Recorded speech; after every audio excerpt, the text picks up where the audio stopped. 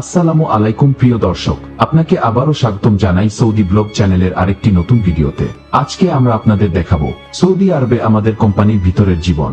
আমাদের থাকার রুম কেমন, রান্নাঘর কেমন, বাথরুম কতগুলো আছে, কাপড় ধোয়ার ব্যবস্থা কেমন, সবকিছু একসাথে জানাবো যেন আপনি বাস্তবটা ভালোভাবে বুঝতে পারেন। রুমের পরিবেশ, আমরা যে রুমে থাকি সেখানে সাধারণত 4 থেকে 6 জন একসাথে থাকি। রুমটি একেবারে গোছানো ও পরিষ্কার পরিচ্ছন্ন। রুমে একটি সুন্দর এসি আছে যা গরমে অনেক স্বস্তি দেয়। প্রত্যেকের জন্য আলাদা বেড রয়েছে। বেডের পাশে ব্যাগ, কাপড় বা প্রয়োজনীয় জিনিস রাখার আলাদা জায়গাও আছে। রুমে জানালা আছে তাই বাতাস চলাচল করে এবং আলো আসে। রান্নাঘর, মাশাআল্লাহ, রান্নাঘর ছোট নয় বরং অনেক বড় ও পরিপাটি। রান্নার জন্য আলাদা স্টেশন রয়েছে। প্রয়োজনীয় সব সরঞ্জামই কোম্পানির পক্ষ থেকে দেওয়া। এখানে কোম্পানির লোক রান্না করে, তাই আমাদের রান্না করতে হয় না। তবে ইচ্ছে হলে আপনি নিজেও রান্না করতে পারেন এবং নিজের মতো খেতে পারেন। এই ফ্লেক্সিবিলিটি আমাদের বড় সুবিধা।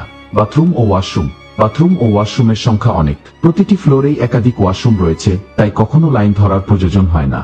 সব ওয়াশরুমই পরিষ্কার, পানির ব্যবস্থা ভালো। আমরাই নিজেরা পরিষ্কার পরিচ্ছন্ন রাখি যাতে সবার জন্য ব্যবহারযোগ্য থাকে। কাপড় ধোয়ার ব্যবস্থা, আমাদের কোম্পানিতে ওয়াশিং মেশিন রয়েছে আর আমরা যখন খুশি তখনই কাপড় ধুতে পারি। সপ্তাহে নির্দিষ্ট কোনো দিনের বাধ্যবাধকতা নেই। কেউ মেশিনে ধোয়, কেউ নিজের হাতে। আর কাপড় শুকানোর জন্য ছাদ বা জানালার ধারে সুন্দর ব্যবস্থা আছে।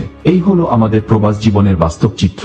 জীবন সহজ না, তবে আলহামদুলিল্লাহ সবাই মিলেমিশে সুন্দরভাবে চালিয়ে নিচ্ছি। আপনিও যদি প্রবাসে আসার কথা ভাবেন, এই ভিডিওটি আপনার কাজে লাগবে ইনশাল্লাহ। ভিডিওটি ভালো লাগলে লাইক দিন, আপনার মতামত জানান কমেন্টে, আর আমাদের সৌদি ব্লগ চ্যানেলটিকে সাবস্ক্রাইব করতে ভুলবেন না। আল্লাহ হাফেজ, আসসালামু আলাইকুম।